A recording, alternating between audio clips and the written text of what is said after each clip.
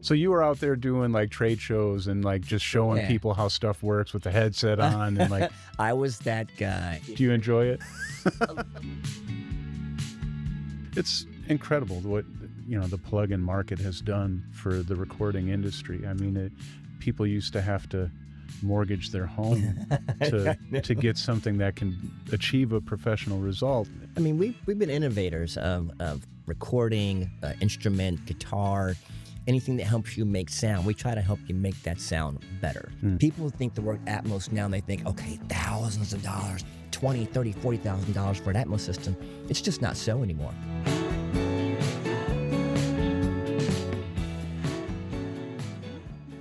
Hello, everyone. John Dykstra here again with another installment of The Size of Sound. We've got a fun day for you here. I've got my friend James Lindenschmidt. We're going to talk about 244s. Why are they the best place to start with a treatment strategy for your room? How are you going to get the best results? How are you going to get some paint on the canvas? James and I are going to dive in 244 focus here.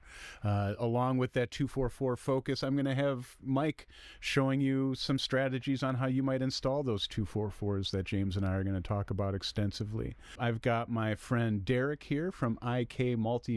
He's going to talk about the iLoud monitors that you see on the screen behind me. He has a wide array, a smattering, if you will, of software products, hardware products. I mean, all sorts of cool stuff that they're doing over there at IK Multimedia.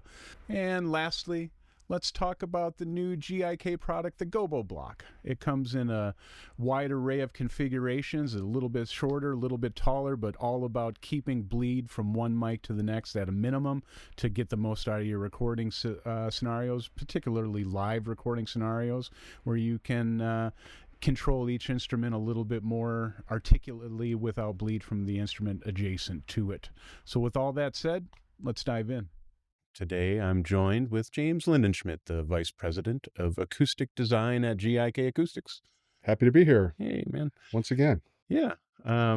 James, what we're going to do here today in this brief session, likely brief sessions, we just want to sort of touch on what is flex range, what's the difference between panels that have flex range and the ones that don't. Sure.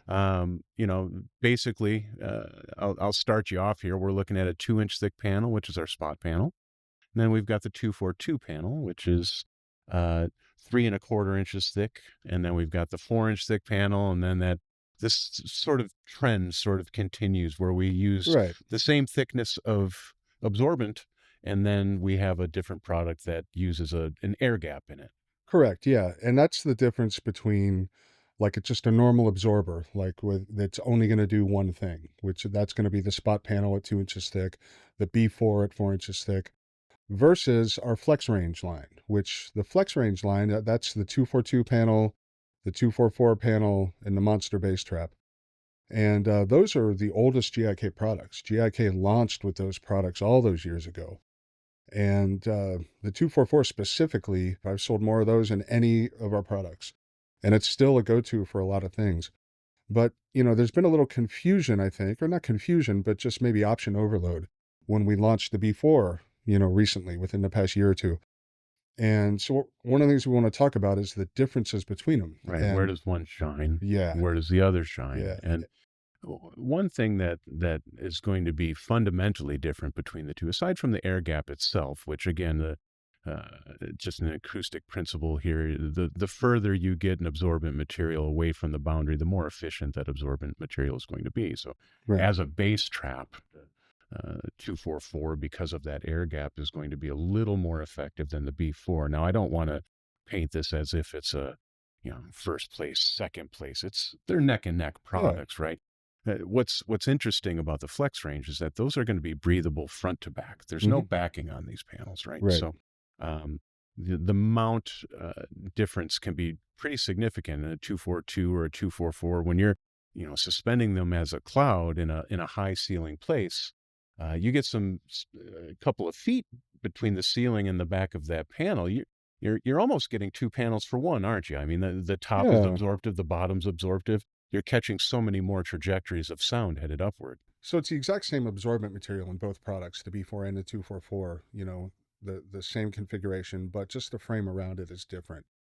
So the price for that, though, for that slightly better performance as an absorber that we get from the 244, is we've got a thicker panel to deal with. It's 5.25 inches thick as opposed to a 4-inch thick panel with the B4. So some environments that 1.25 inches means a lot. important. And one example of that is somebody recording voiceovers in a closet or a really tiny vocal booth kind of deal. And for that, we love using 4-inch panels, right? Because it does go all the way down and covers the full range of the human voice. That's very important.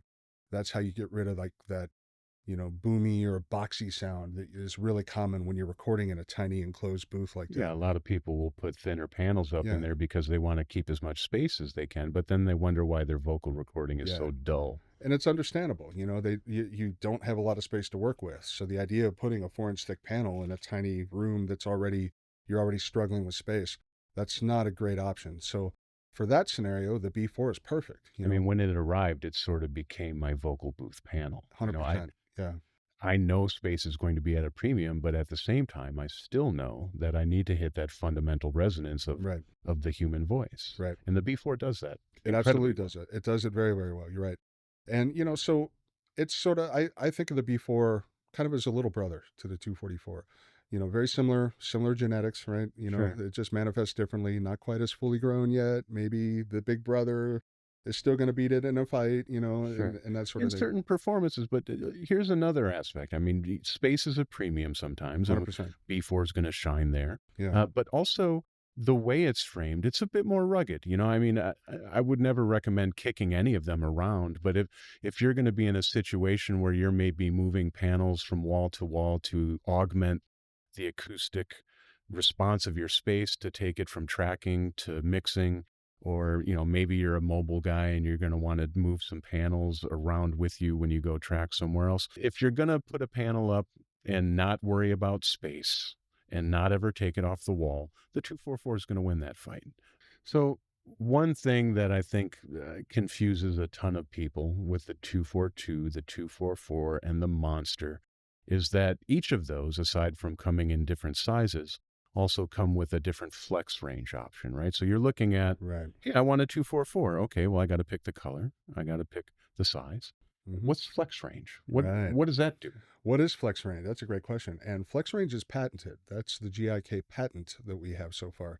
The frame is part of the patent, how we build the frames. It's a very clever design and it works very well. But the reason we call it flex range is because the range of the product's performance is flexible, right? We can put what we call a range limiter onto a 244. And there's several of our products we can do this with. The range limiter is, basically a barrier, a membrane sort of idea that we put in front of the absorber. And that does two very important things to the absorber's response. One is it increases the bass absorption efficiency, right? So it's a better bass trap with a range limiter. And then the other thing it does that's also important is it reduces the mid-range and the treble absorption, right? And that's a super useful tool for places in a room where we really want to maximize the bass performance. And if we've got 12 of these in the room, we don't want to over-absorb the mid-range and the treble, right? Because when we're dealing with an absorber, the mid-range and treble absorption is always going to be more efficient than the bass. Always. So by the time we get enough panels in the room to fix the bass, sometimes we got a little too much mid and high absorption going on. Yeah, so you want to kind of kid glove that reflective range so that things are a little bit more harmonious in terms of decay rates. And I mean, really, gang, that's what it all boils down to. If you see a panel that's 2 inches thick or 4 inches thick or someday 6 inches thick or even thicker, if it doesn't have an odd little number to it, it's going to just be a pure absorber.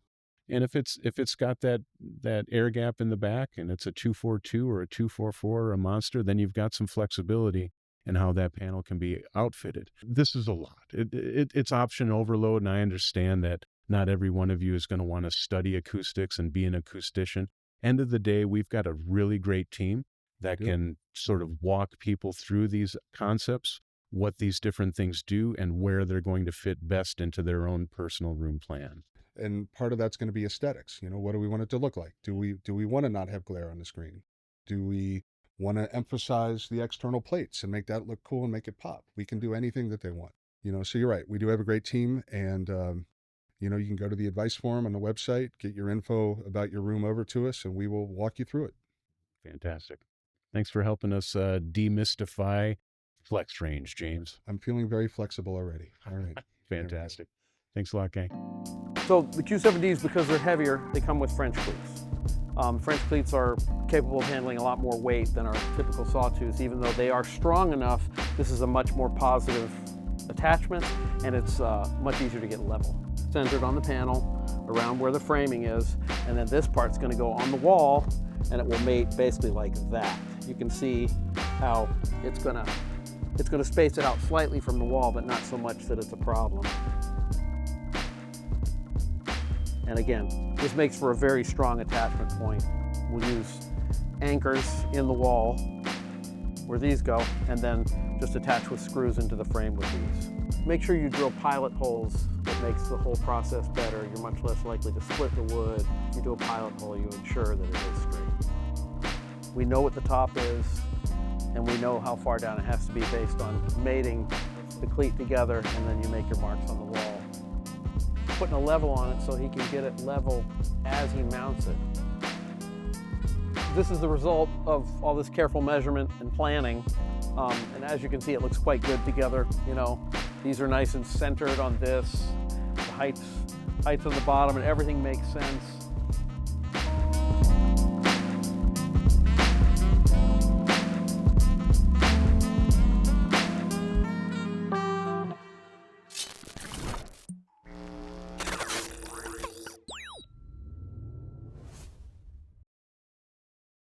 Hey, welcome back, everyone. James, does diffusion make a room sound bigger? Or should I have my engineer's hat on or my marketing hat on? Yes. Okay. I love when you wear two hats. Yeah, right. It's very stylish, helps me fit in more places. But... No, but I mean, that is the slogan, right? Yeah. It makes your small room sound bigger. Yeah. I'm not crazy about that description, although I think it at least gets your foot into the door for understanding what diffusion is doing. Sure. So I don't want to say it's completely false or not useful, but I think there's a lot more nuance to it than that. I'll say it that way. Because I mean, if we think about what it means to have a bigger room, right? Let's compare like a bedroom to like a basketball court, right? Those are two very different sized rooms. Okay. If we get enough diffusion into the bedroom, is it ever going to sound like the basketball court? Of course not. No, it can't. Right. So because of time, right? I mean, let's kind of pause there for a second, right? Because a big room has a pre-delay. We're probably talking to a lot of engineers out here. So when you're balancing your reverb plugin, the pre-delay is a big thing that you're messing with, and which is how long before the reverb starts, right? And if you're in a basketball court, all the surfaces are 80 feet away from you. So the time it takes for that to come back to you is substantial. Whereas if you're in a bedroom, it's never going to be more than 3 or 4 milliseconds, So I think that's really the biggest difference in terms of why diffusion can't make it sound like a big room, because you can't fake that. Right. But at the same time, though, let's think about what this means. Okay. I mean, we all know what a basketball court sounds like, right? You bounce the ball and it's like just this long echo, seconds long echo from the impact of the basketball hitting. But like, let's say we're at an outdoor concert, right? There's no walls at all, right? There's no reverb in that scenario at all. That's like an infinitely big room, right? So we've got nothing coming back. Now let's think about an anechoic chamber, right? Where again, a similar thing where maybe we've got sound that goes out and never comes back, right? So, but an anechoic chamber is typically absorption, not diffusion, right? So it's a little bit strange, okay? When I think about diffusion, it's still keeping some sound energy in the room, right? Because it's taking those sound waves and instead of absorbing them, it's scattering them, We can talk about what that means, scattering evenly in all directions, scattering spatially and temporally. We can talk about all these different aspects of scattering. It's taken, I always kind of use a billiards perspective here, because sound bounces the same way a billiard ball will, or the same way light does. It's specular reflections. And if you were to put an absorber on the wall and shoot a pool ball at the wall. The absorber, in essence, removes the ball from bouncing at all, but a diffuser will sort of pulverize that ball and scatter it back into the room in a non-specular way, where a lot of sound is going into a lot of different directions. So now all of that sound is everywhere and less strong, right? And that can be used artistically in a recording environment where, you know, drums is a big one, right? I mean, well, it depends on the era. You know, 70s sort of funk drums were dry as a bone, and then Albini came along and everyone wanted that big, you know, big, huge drum sound. So there is some taste involved here for sure, but diffusion around drums is always a big thing. But, you know, we use them in control rooms too, but I don't think it's for the reason a lot of people think we use it for. We're using it more for a balance, right? Because in a control room, ideally all frequencies are going to decay at the exact same rate in a perfect world. That's really hard to achieve, right? I mean, we can't, again, because of the amount of space that you maybe can or cannot devote to bass trapping, you're never going to get the bass to be absolutely quick. Right. So we have to make sure that on our quest to getting the bass as quick as we can get it, that we sort of, I don't know, kid glove the mid and high range so that we control it from a specular standpoint, but we don't nuke it. So that those decay rates can be somewhat in balance. 100%. And as far as the experience in the room, if we treat a room with just absorption and get a really consistent decay time across the spectrum, you know, so the bass is decaying where we want it, you know, relatively short compared to what it used to be, and so is the mid-range and treble. If you're listening in a room like that to the speakers, it's going to sound like speakers. It's like, because the room is pretty much out of the equation at that point, or, you know, largely out of the equation. But when you're in that space, especially if you're not used to it, it's very almost disconcerting, because there's a disconnect in our brain between what we see and what we expect to hear and then what we're actually hearing. And where I like to use diffusion is it creates, I think, a more natural sound, right? Because we're still getting enough of those mid and high frequency cues back from, you know, tapping our fingers on the desk or talking to somebody in the room or whatever, you know, noises that we're making. It's still several steps closer to a more natural sound, a more neutral sound that's not really dead, that's not like something you have to get used to because it's so disconcerting the first time you walk into the, you know, it's like entering like a shuttle pod or something like that. It's just obviously a very different thing. Yeah, because there's an aspect of our brain that's always working that we don't think about, that, you know, modern convenience has dictated that we don't really need to worry about a bear jumping out from behind a bush that's going to attack us. But there's a part of our brain that's always still scanning our environment for that type of danger. So that this sort of fight or flight thing, when you're focused on your art, you don't want to be fatigued because your primitive brain is telling you that I don't know what's going on around you. Right. And that's a real thing. I mean, listening fatigue will set in a lot sooner in a room that's completely dry than one where you can hear the space and environment around you. Yeah. And, you know, and I do want to say too, that even in a really dry room like that with just absorption, it's still way better than the untreated room, you know, but we can make it even better than that. And that's where diffusion comes in.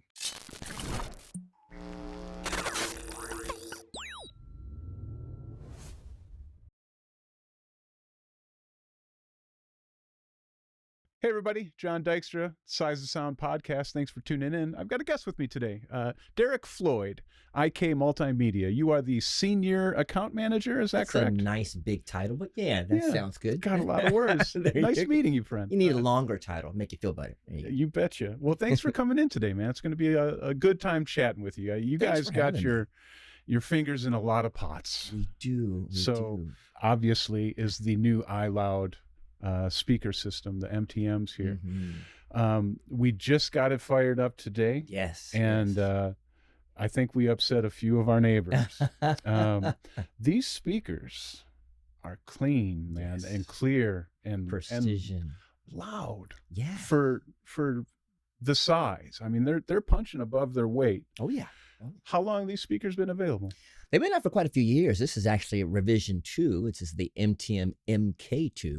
The original version came out quite a few years back, and this one's recent, maybe within the last year or so. So we really improved it, made it even better, made the linear phase response better, gave you more wattage.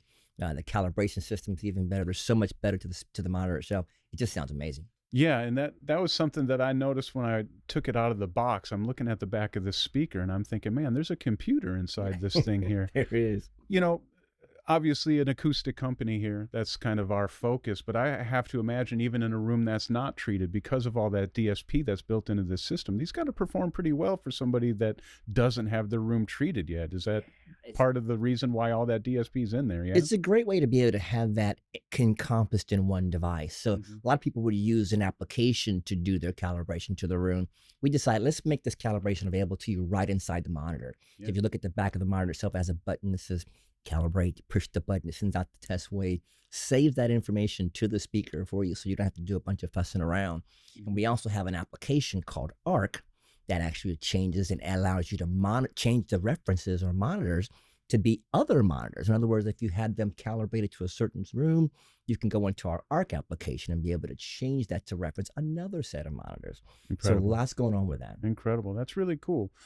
So IK Multimedia, I mean, there's a lot of software product in your line, right? I mean, I've noticed the amp modeling specifically is something that kind of jumps off the page at me, because, you know, for a long time, amp modeling was not so great, right? Go back to the Pod days or the Behringer V amp and all that kind of stuff. And it was, you know, kind of a toy, but that's just no longer the case. What do you think? How did the industry get to a point where that kind of technology can be viewed as being something that needs to be taken seriously? Well, IK's been at the forefront of actual modeling technology for years with our product Amplitude. And we've been doing it for so long, all the other actual manufacturers of amplifiers have chosen us to brand their version of that product inside software, like Mesa Boogie or Fender or Orange. So when you look at a Fender that says, hey, we trust this company to make this product sound exactly like this product should, that speaks volumes. Yeah. A lot of times customers would say, I couldn't afford to buy that Fender or that Mesa, or now it becomes you want to be able to record that. Exactly. And you want to record that in your studio. Right. IK Multimedia presents the application that says, hey, I can put this on a plug-in inside my DAW, and I've got this right here in my studio without having to lug everything in and plug it in. So it became pretty important, especially on the studio side. Yeah. And what's that process like? I mean, are we literally dragging a 70s blackface? I don't even... You know what? I'm not going to give away the secrets of how they do that. They do it in Italy. Okay. Our home office is in Italy. So all those guys that super techie engineers, I won't even let you go there. These guys figure out how to make that happen. I understand. I'll leave it right there. You don't want to give up the recipe. I don't give up the secrets. No, you know? For sure. Because there's people doing it right and there's people that aren't doing it right. You want to make sure you keep doing it right. What would you say is your favorite product that IK Multimedia's got out there? That's a biggie. What's my favorite product? I would probably say the MTMs. Okay. Just because I use them daily. I love the way the calibration feels. I love the wattage I get out of them. They're 100 watts RMS right at the gate. So you've got a lot of power to get out of there. Right. The frequency response sounds amazing. They're so ultra flat. I can listen to any genre in them and it translates properly for me. Nice. And you can set them even on a desk or on stands, and as we're going to talk about shortly, you can put them into an immersive setup where you can really hear everything clearly. So I love them. Right. So what we've got in here is a 4-channel Atmos, and then so what is it, a 7.4? 7.1.4, yeah. Yeah. 7.14, yeah. Incredible. So have these speakers made their way into those like really high channel count rooms where there's like 60 speakers going on? I don't think we've made it that far yet. Okay. I'd have to double check that. I mean, the speaker would work in that. It would work. Yeah, for sure. I know we're looking at the 9.16. Is that what the next one is? I don't even, I was under the impression, I'm going to age myself here, but I was told 5.1 was going to be enough. I know. And now here we go. Here we go. Well, Dolby did the Atmos thing in the beginning with 2012, right? With Pixar's Brave, the movie. And they had all those speakers in the cinema. And Dolby continued to try to make that accessible to us commoners to be able to hear, or to what they call immerse yourself in the experience. So here we are now, fast forward, Dolby was putting this into now music applications and music products like the Symphony and our product, the Immersive Bundle. Cool. In the early days of Atmos, I mean, there was some, I'll say, problems with the way that format was being mixed, because I don't think the rooms that it was being mixed in were properly set up for it. Specifically, early Atmos mixes, I think the height layer was distracting. Sure. Because there was, and I would go through the process of using more diffusion on the ceiling so that there was, this for the end user, for example, like in a home theater, so that there'd be a little bit more of a blend between the LCR and the heights, because everything in those first couple mixes was like, it's meant to be atmospheric up there, but it was directional and sort of distracting. So I was using acoustics as a sort of a buffer to make it less so. But as more mix engineers become familiar with the format, as more rooms become treated properly for the format, it's really, I mean, when it's atmospheric, it's just incredible. But then the bird flies over, right? And everyone's looking around like, what the heck just happened over my head? So no, 5.1 absolutely was not enough. So here we are. And when it's great, it's amazing. When it's not, you're like, what just happened? Distracting. Yeah, it's a bit much. So I think you hit it on the head. I think companies like Apogee and Dolby themselves, figuring out how to make the technology work in a smaller setting has been the most important thing. For sure. And you can put it in a room like this and be able to actually hear everything properly in its spatial space without that distraction. That's what we're looking for. That's what we're doing with Apogee with this bundle. For sure. The end user market, there's a lot of fear of having an overly dead room. And I always tell them, I'm like, man, you got 9 speakers in there to create a sense of space. You don't need the room putting its fingerprint on that sense of space. Let those speakers do what the speakers are supposed to do. For sure.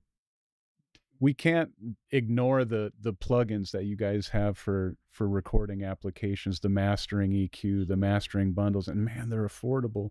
There's a lot of goodies. We've been doing it a long time. Yeah. Who's the mastering engineer that's endorsing the mastering? Larson is the latest, but Larson's been around with us for a long time. His name is Gavin Larson, excuse me. And that particular product we did with him many years ago was the original Larson mastering EQ. And we just re-released that product with a newer EQ, a newer set to our T-Rack 6 platform, so it really integrates really well, and it sounds amazing. So it's updated to his system for sure. It's incredible what the plug-in market has done for the recording industry. I mean, people used to have to mortgage their home to get something that can achieve a professional result, and it's just wonderful. I think that companies like yours are doing things that are making really professional grade tools accessible and there for everyone to use. I mean, we've been innovators of recording, instrument, guitar, anything that helps you make sound. We try to help you make that sound better. So we've just been able to create multiple different devices, hardware, software, you name it, we've done it. And I've been with the company 25 years and I've seen us do it all. So you started off, actually our first product was a product called Groove Maker, which is a DJ product. You're going to probably go Google this and figure it out, but that was our very first product. And then you move forward into T-Racks, and here we are 25 years later with T-Rack 6 and Amplitude and Tonex, and of course our incredible Tonex hardware product, and now the iLoud MTM Immersive Bundle.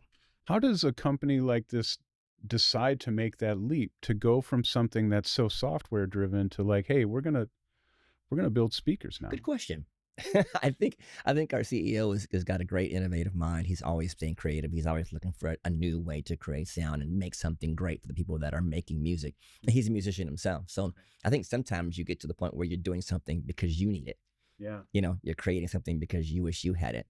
But he's always been enormously creative. He really is the brainchild behind a lot of the things. Wonderful. So he just saw an opportunity, right, to deliver a very compact footprint speaker that it wasn't done at the time.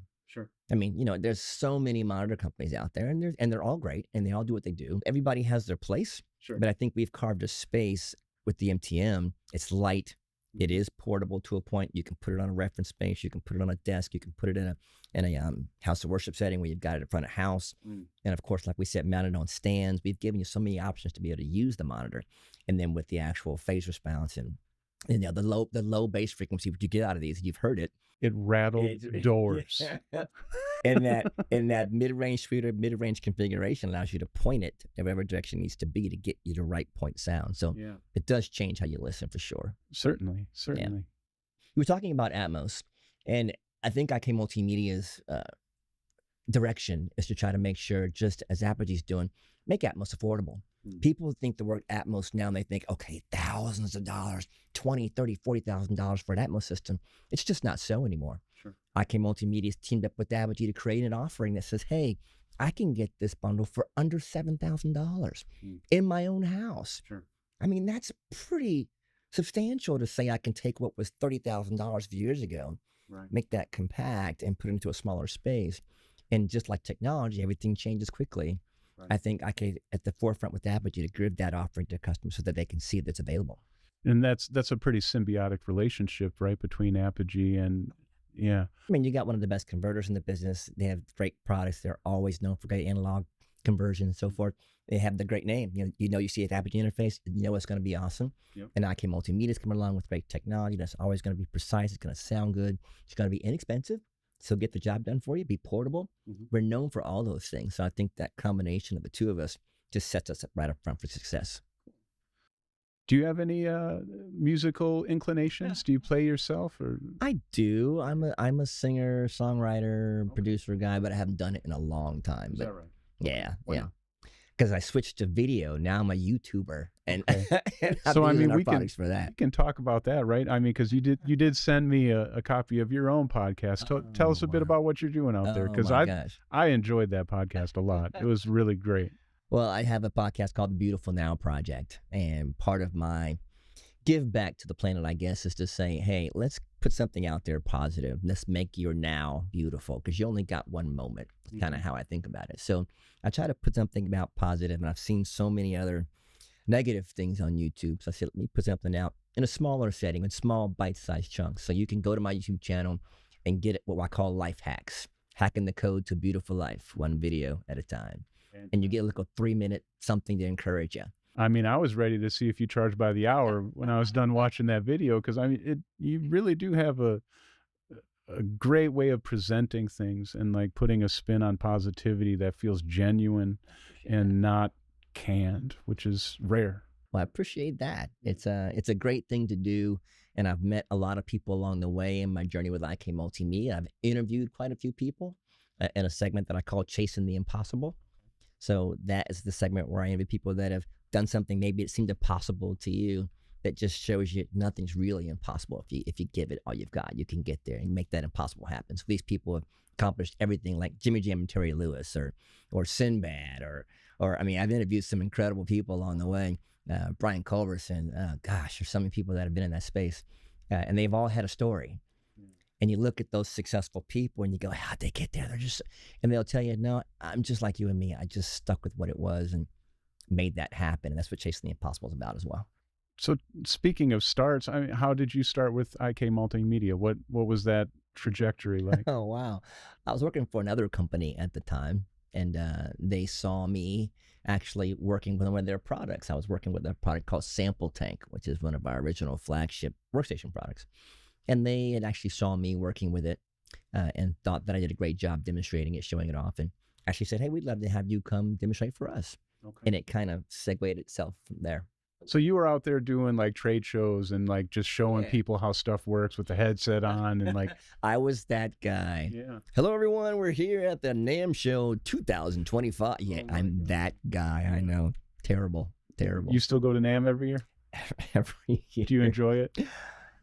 a little less every year. It gets a little weird, doesn't it, over the years? It's changed, but well, now it's a big network fest, right? All your buddies are there. You see everybody from all the companies. You hang out. It's a good time. So speaking of our speakers, obviously, the calibration system makes a big difference, and it does help really make the sound better in your room. But as a professional, don't you think we probably need to add some root treatment too to make it even more efficient? Of course. there's always going to be a liveliness factor at a bare minimum, you know, and with an immersive situation in the room, like you don't necessarily want to hear the room, you want to hear the speakers, right? And the calibration and all that is going to go a long way and do a lot of positive things for that speaker's response. But we do, of course, need to make sure that bass resonances are in check. We need to make sure that the frequency responses is even as we can get it before that calibration starts, because now that DSP doesn't have to work quite as hard as it would if you were going to put these speakers up in a naked room, right? Sure. It can really focus on the remaining problems, which get smaller and smaller as that acoustic environment is made more and more pure. I think what we try to do is help with the software applications. If you use our calibration, you have another product in the box called X Monitor that actually allows you to see the waveform or see the actual calibration that's been done, and you can change that, manipulate that to fit the room. So you can actually be able to make it exactly what you need, pull those frequencies in and out if you need to, and take a snapshot.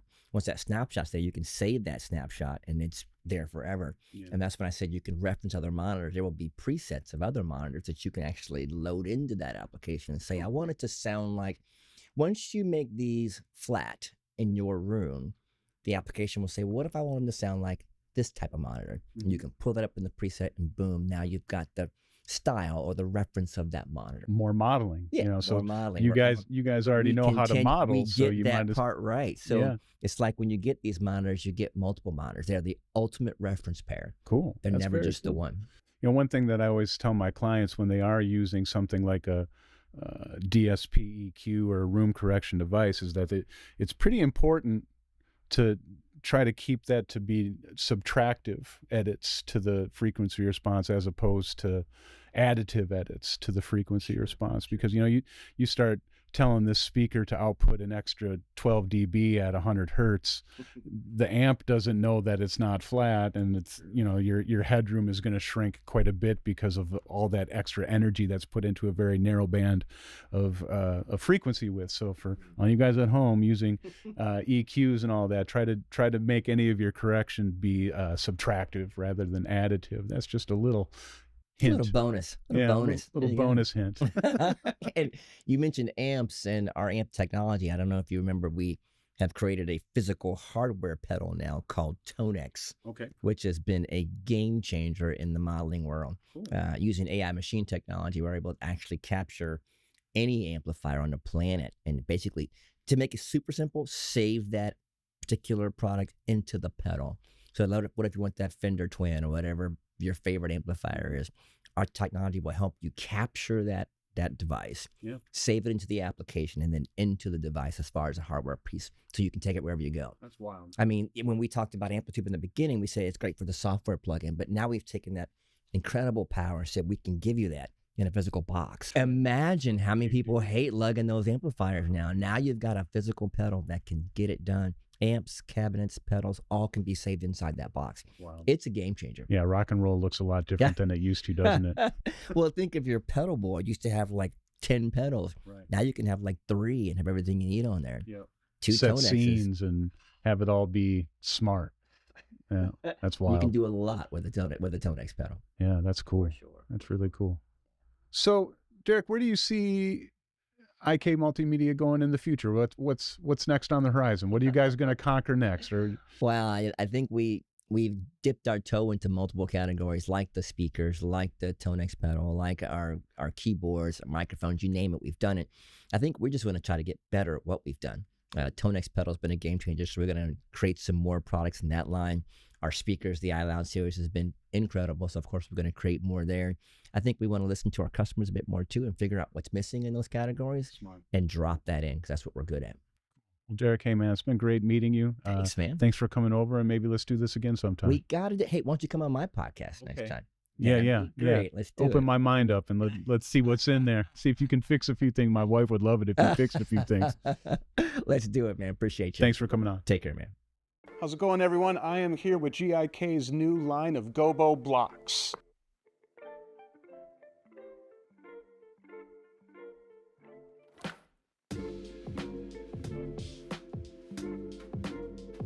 Gobo Blocks is a studio recording scenario where you're going to want to put these in between two different instruments or two different performers. And this provides good opportunity for line of sight for performers to be able to still communicate with one another while keeping their instruments isolated. In fact, there's a drum set behind here. You probably didn't even see it. And this would be a pretty common application where somebody wants to quiet down the drums over the rest of the room so that they can do a live track and get a little separation from instrument to instrument. They're on rails, which is great because you can do things like this where you can kind of leave them a little off center. It's very versatile. Gobo Blocks come in two different heights. We've got the Gobo Mode, which is 4 foot tall. We've got the Gobo Wall behind here, which is 6 foot tall. The Gobos also have this little locking clasp on the top of them so that you can keep them nice and tight together if you're on a carpet or a slightly uneven floor. That's going to really help cinch everything together and lock it down. The Gobo Block is a slightly different product from the sound block that GIK also offers because this has a barrier of wood down the middle of it where you've got absorption on both sides of it and then that wood core to prevent sound from going front to back and back to front. That makes it a better isolating product than our sound block. Good news is that you can use them in just about any recording scenario where you want to get a little bit of separation, a little less bleed from one performer to the next. GIK Gobo Blocks come in 3 different finish varieties. I am standing here next to the one we are calling Beach Noir. Over there is Dusty Fawn, and this one closest to me but behind me is called White Hot. Now they're all available in the 3 or 2 height configurations, but the 3 different stylings make sure that we have one that's going to fit your personal aesthetic.